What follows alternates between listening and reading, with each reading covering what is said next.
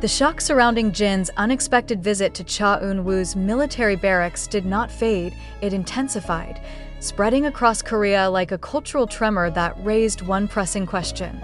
Why did this moment, more than countless other celebrity interactions, send the nation into collective astonishment?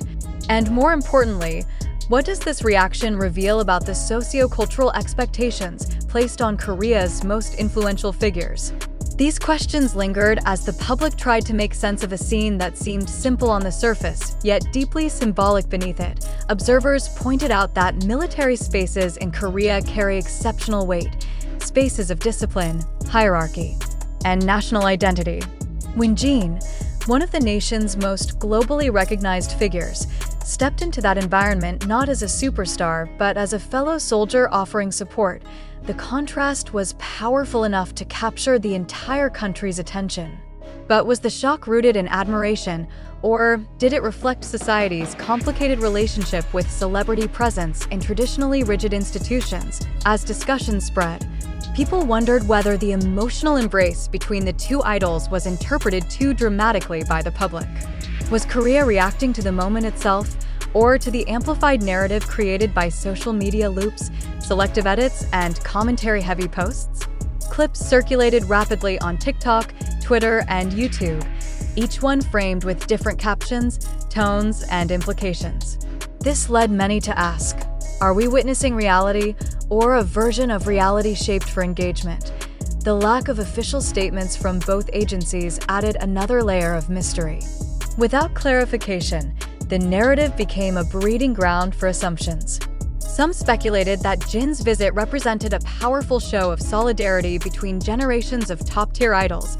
Others wondered whether it symbolized something deeper, perhaps a commentary on the emotional toll of military service for high-profile public figures. But how much of this interpretation was grounded in fact, and how much was fueled by desire for a dramatic storyline? This moment forced many fans to confront an uncomfortable truth. Viral content often shapes public opinion more strongly than verified information. Do fans genuinely believe the narrative they are consuming, or are they responding to sensationalized fragments that dominate their feeds? Even harmless gestures can become magnified into national spectacles when viewed repeatedly through emotionally charged edits. The question then becomes, is Jin's visit shocking because of what truly happened? Or because audiences have been conditioned to expect extraordinary meanings behind ordinary human interactions? Analysts noted that as idols reach unprecedented levels of global influence, society increasingly projects symbolic expectations onto them. Their actions, however simple, are interpreted as cultural statements. But is that fair or even accurate? At this point, the public reaction itself became a subject worthy of examination. Why does a moment of friendship carry such immense symbolic pressure in Korea's entertainment culture? Why does an embrace between two respected idols evolve instantly into a national event? These questions point toward a deeper phenomenon, the intertwining of celebrity identity with collective cultural sentiment. Jin and Cha Eun-woo are not merely entertainers, they are embodiments of pride, discipline, and national representation.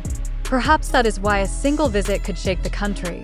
Yet, a critical question remains for every reader. Do you truly believe the event unfolded exactly as portrayed online?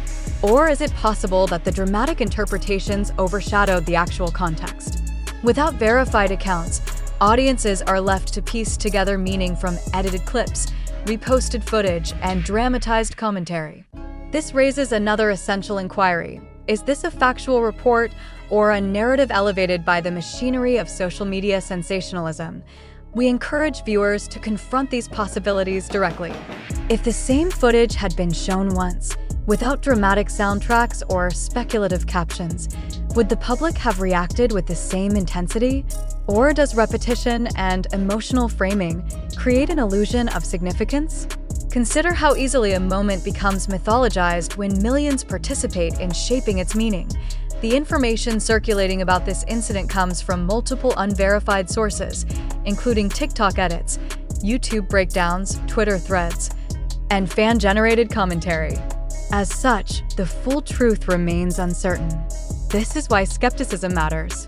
Before accepting any narrative, whether celebratory or dramatic, Readers must ask themselves whether the evidence supports the interpretation.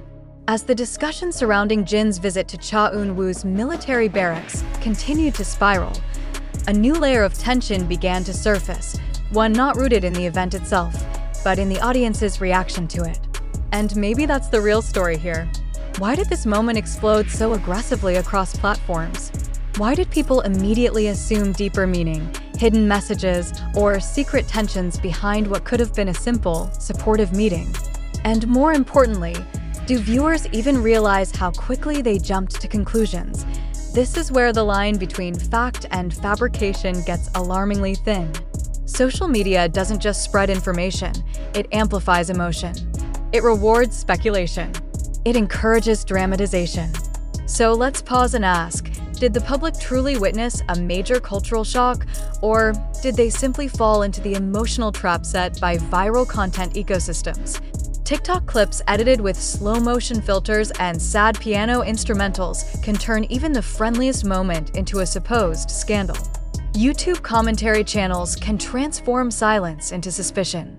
Twitter threads can turn neutral gestures into proof of hidden narratives. But is any of this grounded in verified fact? Or are we reacting to stories that were crafted to gain attention? When viewers accept these narratives at face value, they unknowingly participate in shaping a fiction, one that feels real simply because it is repeated often enough. Are you sure the emotions you felt were your own, or were they manufactured by the way the content was presented to you? That question alone should make anyone stop and think twice. Some fans insisted the visit symbolized a deeper emotional truth between Jin and Cha Eun-woo. Others speculated it was a calculated media move. And then there were those who outright believed it was staged entirely for public attention. But again, where's the evidence? Are these conclusions drawn from verified reporting or from an avalanche of edited clips and suggestive captions? It's fascinating how quickly viewers gravitate toward the most dramatic explanation. Maybe it's because drama makes the story feel important. Maybe it's because a simple answer feels too dull. But here's the uncomfortable truth. The more sensational the narrative, the more likely it is to go viral. So ask yourself, are you reacting to truth or to entertainment disguised as truth? Every paragraph of this story, every comment circulating online, invites us to question not only what happened, but what we think happened. Did Jin and Cha Eun-woo truly share a moment that shocked Korea? Or did Korea simply react to the idea of being shocked? These are two very different realities. And the space between them is where misinformation grows. Think about how far the narrative spread. TikTok edits, Twitter posts, YouTube analysis videos, Instagram reels, fan translations, fan exaggerations, clips taken out of context. None of them fully verified. None of them confirmed by official sources. Yet somehow, these became the foundation of the story. So now the responsibility falls back on the viewers. Do you believe everything you see immediately? Do you question the motives behind the content you consume? Do you consider who benefits when a story goes viral? Those are the questions that matter, not just for the